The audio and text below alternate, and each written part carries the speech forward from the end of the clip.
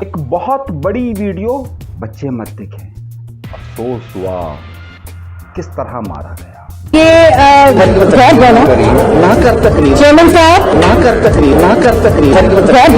وفاقی وزیر نے مریم کا ہاتھ کیوں پکڑا؟ خبر کیا ہے؟ مسجد میں دو امام ایک ساتھ نماز۔ وزیر اعظم کے نام کو سیکرٹ کیوں رکھا گیا؟ اندر کی کہانی کیا موصول ہوئی؟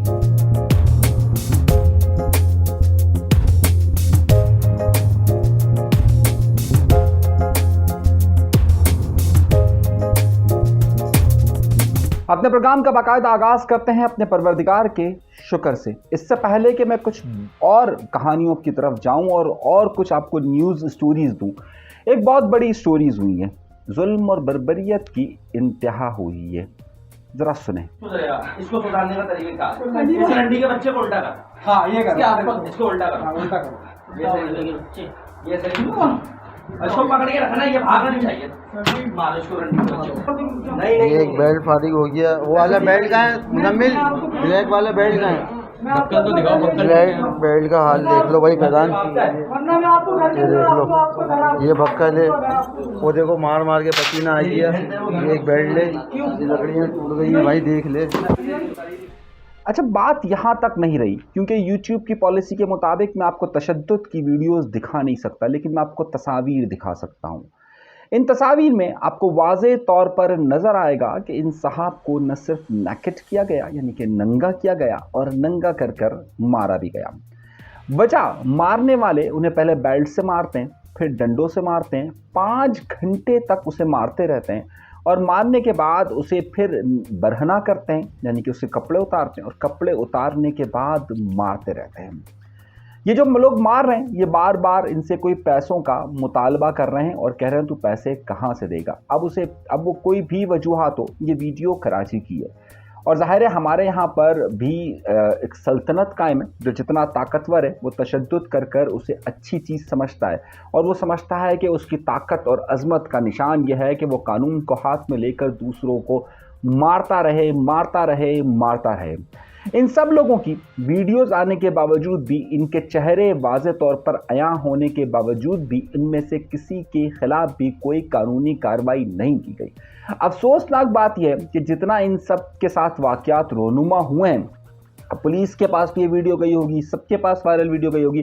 دیکھیں، کوئی بھی شخص کسی کے ساتھ فراڈ کر سکتا ہے، پیسے لے سکتا ہے، اس کے لیے ہمارے پاس عدالت کے دروازے ہیں، دیگر راستے ہمارے پاس موجود ہیں، لیکن قانون کو ہاتھ میں لینا یہ سب لوگ درست سمجھتے ہیں۔ یہاں پر یہ سمجھتے ہیں کہ اگر ہماری سلطنت ہے، ہم قانون کو ہاتھ میں لیتے ہیں اور تو ہمیں کوئی پکڑے گا نہیں، اور اس کے بعد اس کی ویڈیوز بھی بناتے ہیں، اس کی ویڈیوز بنا کر یہ ظاہر کرنے کی کوشش کرتے ہیں کہ جناب طاقت کا منبع صرف ہم لوگوں کے پاس ہے، اور ہم جو چاہیں وہی ہو سکتا ہے، اگر ہم نہ چاہیں تو کچھ بھی نہیں ہو سکتا۔ یہ ویڈیو آنے کے بعد بھی کسی بھی شخص کو گرفتار نہیں کیا گیا، ان سب کی تصاویر نمایاں ہونے کے باوجود بھی کوئی رابطہ نہیں کیا گیا۔ کراچی شہر کے اندر خواتین کے ساتھ ہراسانی کے واقعات ہوں، خواتین کو چھیڑا جائے، ان کی تصویریں نمایاں ہوں، لیکن گرفتاری نہیں ہو سکتی۔ اسٹریٹ کرمنلز کی تصاویر واضح طور پر موجود ہوں، لیکن نہیں ہو سکتی۔ ہاں، البتہ جب کوئی پولیٹیکل ایشو سامنے آتا ہے تو آپ کو بہت واضح طور پر وہ طاقت کے منبع نظر آنا شروع ہو جاتے ہیں کہ جناب یہ پولیٹیکل ایشو ہو گیا، اس کو پکڑو، اس کو پکڑو، ڈھونڈ کے نکالا جاتا ہے۔ لیکن اصل میں جو کرائم کی جگہ ہے، جو جرم کی جگہ ہے، ان میں سے کسی کو بھی گرفتار نہیں کیا جا سکتا۔ میں قانون نافذ کرنے والے اداروں، میں پاکستان کے باشعور لوگوں سے درخواست کرتا ہوں کہ جو لوگ بھی اس میں ملوث ہیں، ان سب کی گرفتاری کا عمل ہونا چاہیے، اور پرتشدد کارروائیوں کی کسی طور پر بھی کہیں پر بھی اجازت نہیں ہونی چاہیے۔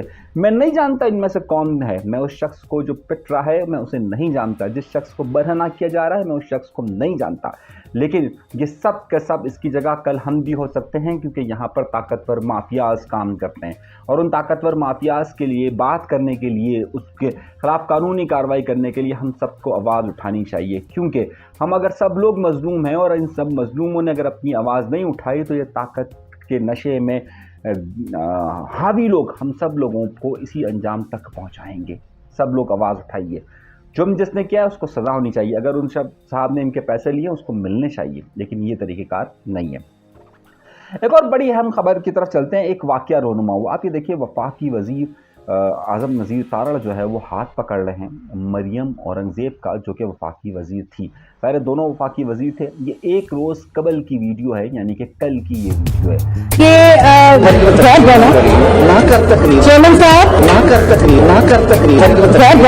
ये वीडियो उस वक्त पेश आई है कि जब एक बहुत बड़ा मामला हुआ है, और मामला ये हुआ है कि पैमरा में तरमीमी ऑर्डिनेंस देना था।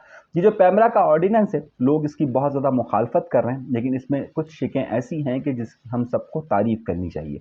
और वो ये है कि अगर किसी सहाफ़ी को, किसी मीडिया में काम करने वाले शख्स को अगर 2 महीने तक तनख्वाह नहीं मिलती है, तो उस तनख्वाह ना मिलने के में उन जो चैनल के मालिकान हैं उनके ख़िलाफ़ कार्रवाई होनी चाहिए, और उन्हें इश्तिहारात नहीं मिलने चाहिए, सरकारी इश्तिहारात नहीं मिलने चाहिए। ये बहुत अच्छा फ़ैसला है। इस पैमरा कानून के बीच में 2 बड़े इंटेलेक्चुअल, 2 बड़े अपने आप को कहने वाले नाम निहाद सहाफ़ी और दानिश्वर आ गए थे, और उसमें एक हामिद मीर है। उसने पूरा माहौल बना के रखा कि बस ये पास ना हो, और वो उसमें कामयाब भी हुआ। ये बिल वापस भी आ गया, और उसके बाद जो है वो काफ़ी मामलात आगे बढ़े, और फिर ये बहरहाल ये बिल पास हो गया असेंबली के अंदर। उसी पर बात करने के लिए जब मरियम औरंगज़ेब बात करने के लिए गई, तो आज़म नज़ीर तारड़ ने बाकायदा उनका हाथ पकड़ा, और हाथ पकड़कर उन्हें रोकने की कोशिश की कि वो तकरीर ना करे। ये तकरीर ना करने की वजह ये थी कि ज़ाहिर है आज़म नज़ीर तारड़ के जियो न्यूज़ से बड़े अच्छे ताल्लुकात हैं, हामिद मीर से बहुत अच्छे ताल्लुकात हैं। तो हामिद मीर और जियो जैसे लोग तो ज़ाहिर है इसकी हिमायत नहीं कर रहे थे, क्योंकि जियो भी कई महीने से तनख्वाह नहीं देता है। तो और हामिद मीर ज़ाहिर है उन सबके तर्जुमान के तौर पर हैं। आपको पता है ये लोग सब किस लोग, इनकी तो तनख्वाह क्योंकि 50 लाख 60 लाख करोड़ों में तनख्वाहें होती हैं, तो इनको फ़र्क नहीं पड़ता कि गरीब की तनख्वाह मिले या ना मिले। अलबत्ता जो सहाफ़ी तंजीमें हैं उन्होंने मिलकर इस कानून में तरमीम की थी, और इस वजह से ये पास होना था। तो इसमें बड़ा शोर शराबा मचा हुआ था, ये एक अलग बात है। अगली खबर की तरफ आइए। एक वाक़या रोनुमा हुआ, और चले मैं आपको ये बताऊं कि ये वज़ीर आज़म का मामला क्यों सीक्रेट रखा गया, और उस बुशरा बेगम वाली खबर में कितनी सदाकत है। पहले इससे पहले ज़रा ये वीडियो देखते हैं।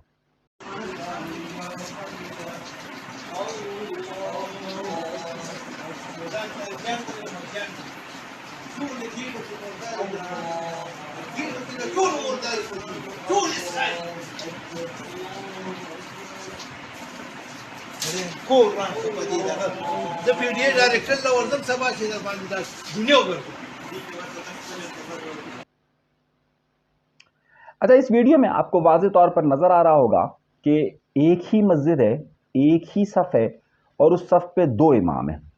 ये 2 इमाम हैं, और ये 2 इमामत का झगड़ा चल रहा है। अच्छा, यहाँ झगड़ा मसलक का नहीं है, यहाँ झगड़ा है तनख्वाह का, यानी दोनों का ताल्लुक एक ही मसलक से है, लेकिन झगड़ा ये है कि जनाब किसको ज़्यादा तनख्वाह मिले और किसको कहाँ से तनख्वाह मिले। उस बुनियाद पर 2 इमाम एक ही वक्त में एक साथ 2 जमात, मतलब 2 जमातें भी क्या करवा रहे हैं। आप देखिए कि किस तरह का माहौल बना हुआ है। इस तरह का माहौल कभी भी हमारे यहाँ पर मजहबी मामला लोगों को अपनी तरफ खींच नहीं सकता। इस्लाम सलामती का मज़हब है, और इसमें इसकी सलामती और इसके में लोगों में भाईचारे का सबसे बड़ा दर्स देने वाले वो मस्जिद के इमाम होते हैं, या वो मिंबर पर बैठे हुए लोग होते हैं कि जिन्हें लोग सुनते हैं और जिनसे लोग समझते हैं। अगर वो इस तरह की हरकतें करते हुए नज़र आते हैं, तो इससे कहीं पर भी सलामती नहीं बढ़ती है, बल्कि इंतशार बढ़ता है। हमारी गुजारिश है कि सारे मामलात को देखा जाए, और सारे मामलात को रोकने की कोशिश की जाए कि इस तरह के सूरत हाल सामने पेश ना आ सके। अब आइए, वज़ीर आज़म का नाम सीक्रेट क्यों रखा गया। मैं जब आपसे प्रोग्राम कर रहा हूँ, वक्त 9 बजे का वक्त है, ये सुबह का वक्त है, और आज 10 तारीख़ है। सूरत हाल ये है कि अभी तक वज़ीर आज़म का नाम फाइनलाइज नहीं हो सका है, या वज़ीर आज़म का नाम फाइनल नहीं हुआ है। अब मैं आपको 2 बातें बताता हूँ। अव्वल बात ये कि वज़ीर आज़म का नाम फाइनल हो चुका है, और ये 4 लोगों को मालूम है। मैं आपको बार बार इस बारे में कह रहा था कि वज़ीर आज़म का नाम फाइनल हो चुका है, लेकिन ये बताया किसी को भी नहीं गया। मेरा पिछला वीलॉग देखिएगा, उसमें मैंने आपको बताया था कि किस तरीके से ये स्क्रूटनी का मामला था, इस स्क्रूटनी से किस तरीके से अफवाह चली, वो सारी तफसीलात हम दे चुके हैं। अब ख़बर हमारे पास क्या है? ख़बर हमारे पास ये है कि कानूनी अमल ये कहता है, पाकिस्तान का आइन और पाकिस्तान का कानून ये कहता है कि वज़ीर आज़म यानी कि जो कायद ऐवान होगा, और जो हिज़्ब इख्तलाफ होगा यानी कि राजा रियाज़, जो दोनों लोग मिलकर 3-3 नाम देंगे, उसमें से दोनों लोग किसी एक नाम पर इत्तफाक करेंगे। अच्छा, कानूनी अमल ये है। तो अब कानूनी अमल होने के बगैर कोई भी नाम का अनाउंसमेंट नहीं हो सकता। अगर नाम का अनाउंसमेंट होगा तो राजा रियाज़ साहब ये कह देंगे, भाई इन्होंने नाम का अनाउंसमेंट कर दिया, मुझे तो बताया नहीं, ये तो कानून के मुताबिक नहीं है। वैसे राजा रियाज़ की इतनी औकात या इतनी हैसियत है नहीं। اچھا راجہ ریاض کی حیثیت نہیں ہے، لیکن راجہ ریاض نے بھی کافی دباؤ ابھی لوگ انہیں اسٹیبلشمنٹ کا آدمی کہہ رہے ہیں، لیکن ایک وقت ایسا بھی آیا تھا، میں آپ کو بتاتا ہوں، جب عمران خان نے اعتماد کا ووٹ نہیں لیا تھا، اس دن ہوا یہ تھا کہ عمران خان نے جب اعتماد کا ووٹ لیا تو یہ راجہ ریاض کہیں جا رہے تھے، تو راجہ ریاض جب جا رہے تھے تو انہیں راستے میں بقول ایک بڑے معروف صحافی کے سلیم صافی کے کہ راجہ ریاض کو درمیان میں روکا گیا، ایجنسیوں نے روکا، اسے روک کر ان کو پکڑا، خوب پٹائی کی، اور وہاں پر راستے میں وہ جو نہیں آتے ہوٹل چھوٹے چھوٹے، اس کے واش روم نے بند کر دیا، اور ان سے کہا گیا کہ بھائی تمہیں تو اعتماد کا ووٹ دینا ہی دینا ہے، تو اب اس کے بعد ان کو اعتماد کا ووٹ دینے لگا۔ تو ایک زمانے میں وہ عمران خان ان کے ساتھ یہ بھی کروا چکے ہیں، تو اور اس وقت اسٹیبلشمنٹ اندر تھی، آج اسٹیبلشمنٹ راجہ ریاض کے ساتھ ہے، آج عمران خان اندر ہے اور راجہ ریاض کی بادشاہت ہے۔ خیر راجہ ریاض صاحب کے لیے ضرور راجہ ریاض صاحب ظاہر اس پر اعتراض نہیں کریں گے، اور ان کی یہ پوزیشن بھی نہیں ہے، اتنی طاقت بھی نہیں ہے کہ وہ اعتراض کر سکے، لیکن ایک قانونی عمل ہے۔ تو سوال یہ کہ نام بتا دیتے پہلے، دیکھیے نام بتانے کا مسئلہ یہ تھا کہ نام بتانے کے ساتھ ہی کنٹروورسی کریٹ ہو جاتی ہے۔ کنٹروورسی کا مطلب یہ ہوتا ہے، جو میں نے حکومتی ذرائعوں سے معلوم کیا، ان کا کہنا یہ تھا کہ اگر ہم نام بتا دیتے، پھر کوئی نیا اسکینڈل سامنے لا کر پھر اس کو وقت سے پہلے ہی جو ہے وہ کر دیا جاتا، جس طرح وہ جیلانی صاحب کا کل سے نام چلنا شروع ہوا، تو جیلانی صاحب ہر ٹی وی کیمرے کے سامنے بیٹھ کر انٹرویو دینا شروع ہو گئے، میں وزیر اعظم بنوں گا تو میں یہ کروں گا، تو وہ اس طرح کے معاملات ہو جاتے۔ تو نام بہرحال ان سب کے ذہن میں ہے، نام دے دیا گیا ہے، کل جو ہے وہ جب آج یعنی کہ راجہ ریاض صاحب ان کے ساتھ گفتگو کریں گے، اور اسی کے بعد قانونی عمل کے طور پر دونوں اس بات پر اتفاق کرتے ہوئے ایک نام دے دیں گے، اور وہ نام فائنلائز ہو چکا ہے، مجھے نہیں معلوم نام کیا ہے، لیکن وہ نام فائنلائز ہو چکا ہے اور اس نام کو پیش کر کر دے دیا جائے گا۔ تو سیکریٹ کہانی یہ تھی۔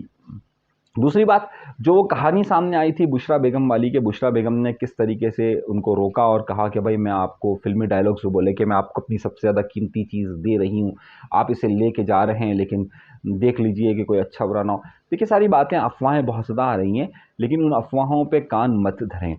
کچھ سلسلہ ایسا ہے کہ عمران خان صاحب یقینی طور پر جیل کسی کے لیے بھی اچھی نہیں ہوتی ہے، اور جیل چاہے جتنی بھی اچھی ہو، جیل جیل ہوتی ہے۔ تو عمران خان صاحب اور آدمی جتنا بھی مضبوط ہو، ایک لمحے کے لیے سوچتا ضرور ہے کہ یار کیا ہو سکتا ہے اور کیا نہیں ہو سکتا، اور خاص طور پر ایسے لوگ جب جاتے ہیں جیل تو ظاہر ہے ان کے لیے کافی سنگین معاملات ہوتے ہیں۔ مگر ایک بات کا ذہن میں رکھیے کہ جب عمران خان صاحب جیسے لوگ آتے ہیں جیل جاتے ہیں، تو ان کی حفاظت عمران خان سے زیادہ ان لوگوں کی ذمہ داری بن جاتی ہے کہ جنہوں نے اسے گرفتار کیا ہوتا ہے۔ عمران خان صاحب کو ہم لاکھ اعتراض کر سکتے ہیں ان کی سیاست پر، لیکن ان کا قد و کاٹ اس وقت ایک بڑے سیاستدان کے طور پر ہے۔ اگر جیل میں کچھ بھی عمران خان کو ہو جاتا ہے تو اس کا الزام یقینی طور پر نہ صرف حکومت پر آئے گا، بلکہ پاکستان کے طاقتور حلقوں اور پاکستان کے طاقتور اداروں پر بھی آئے گا۔ تو اس لیے عمران خان کی سیفٹی اور سیکیورٹی اس لیے زیادہ ان لوگوں کے لیے زیادہ ضروری ہے جنہوں نے عمران خان کو گرفتار کیا ہے۔ تو جو لوگ بھی اس بارے میں زیادہ بات کر رہے ہیں، بھائی دیکھیے عمران خان کو اس وقت کوئی نقصان پہنچانے کی کنڈیشنز میں نہیں ہے، میرا اپنا ذاتی خیال ہے، یہ اس سے معاملہ کہیں اور پر چلا جائے گا۔ تو عمران خان کی جو سیکیورٹی ہے اور جو عمران خان کی سیفٹی ہے، اس کا وہاں پر بہت زیادہ خیال رکھا جا رہا ہے، اور اس کی وجہ وہ کہتا ہے نا حب علی میں نہیں، بغض معاویہ میں نہیں، سوری وہ تو نہیں، کیا اس کا درست جملہ کیا بنے گا، لیکن بہرحال وہ اس لیے رکھا جا رہا ہے کہ بھائی ایسا نہ ہو کہ یہ کہانی گلے پڑ جائے ہمارے، تو عمران خان کو اس حوالے سے زیادہ خیال رکھا جا رہا ہے۔ تو اس حوالے سے جتنی بھی افواہیں آ رہی ہیں ان سب پر کام نہ دھرا جائے، اور اس ساری صورتحال کو اگنور ہی رکھا جائے کہ ایسے معاملات نہیں ہوئے۔ آخری خبر کی طرف چلتے ہیں، اور آخری خبر یہ ہے کہ ہمارے پاس آج شام تک جو ہے وہ نہ صرف وزیر اعظم کا نام آ جائے گا، بلکہ سندھ کے وزیر اعلیٰ کا نام بھی آ جائے گا۔ متوقع یہ کہ آج رات تک دونوں نام کا اعلانات کر دیے جائیں گے، اور دونوں کے ناموں کے اعلانات کے ساتھ ہی اگلے الیکشن کی تیاری کا مرحلہ بھی جو ہے وہ شروع ہو جائے گا۔ اب معاملہ یہ اس میں ایک اڑا ہوا تھا اور رکا ہوا ہے کہ اس میں بھائی کس نے اور شیروانی سلائی ہے۔ ظاہر ہے 10-15 وزیر نگراں حکومت کے یہاں پر بھی ہوں گے، اور 6 مہینے کا وقت ہے نگراں حکومت کے لیے۔ اب 6 مہینے کا وقت بڑا وقت ہوتا ہے، تو کئی لوگوں نے یہاں پر شیروانیاں سلانا شروع کر دی ہے۔ کراچی شہر سے تعلق رکھنے والے 2 بڑے بزنس مین، کمیونٹی سے تعلق رکھنے والے، انہوں نے شیروانی اپنی پکی کروا لی ہے۔ سندھ سے تعلق رکھنے والا ایک بڑے صحافی نے بھی اپنے آپ، صحافی بھی کہہ سکتے ہیں آپ اس کو، ایک چینل کا مالک بھی کہہ سکتے ہیں، اس نے بھی اپنے کرتا ورتا سلوا لیا ہے، اور اس کے ساتھ ساتھ جو ہے وہ ایک ہیومن رائٹس کا نام لینے والے شخص نے بھی اپنا نام دے دیا ہے کہ جناب مجھے بھی رکھا جائے، تو انہوں نے بھی نام دے دیا ہے۔ اچھا 3 اور لوگ ہیں کہ جنہوں نے اپنے نام دے دیے ہیں، اس میں 2 سابق بیوروکریٹس ہیں، ان کے نام بھی فائنلائز ہو چکے ہیں. اچھا میں نام اس لیے نہیں بتا رہا کہ پھر وہ لوگ جو میرے پاس معلومات آئی ہے میں آپ کو ساری وہ باتیں بتا رہا ہوں کہ جو میرے پاس چیزیں آئی ہیں کہ کون کون کابینہ میں ہوگا اور کس کس نے اپنے اثر و رسوخ یہاں پر کابینہ کے لیے لگائیں. تو انہیں افراد نے یعنی کہ 2 بزنس مین ہیں جو ہے وہ بڑے طاقتور بزنس مین ہیں, ایک صحافی ہے, چینل کے مالک بھی آپ اس کو کہہ سکتے ہیں, 2 بیوروکریٹس ہیں کہ جن کے نام فائنل ہوئے ہیں, ایک جج صاحب نے بھی اپنا اثر و رسوخ لگایا ہے, سابق جج صاحب ہے, انہوں نے بھی اپنا اثر و رسوخ لگایا ہے اور ممکنہ طور پر شاید ان کا نام دیا جائے. ایک ہیومن رائٹس ایکٹیوسٹ ہیں کہ جن کے بارے میں کہا جا رہا ہے کہ انہوں نے بھی اپنی سفارشیں کافی لگوائی ہیں اور متوقع طور پر اگلے 6 ماہ کے لیے وہ بھی نگراں سیٹ اپ کا حصہ ہوں گے. یہ تھی میرے پاس اب تک کی معلومات. اللہ تبارک و تعالیٰ آپ سب کو خوش و خرم رکھے, آباد رکھے, سلامت رکھے, قائم رکھے.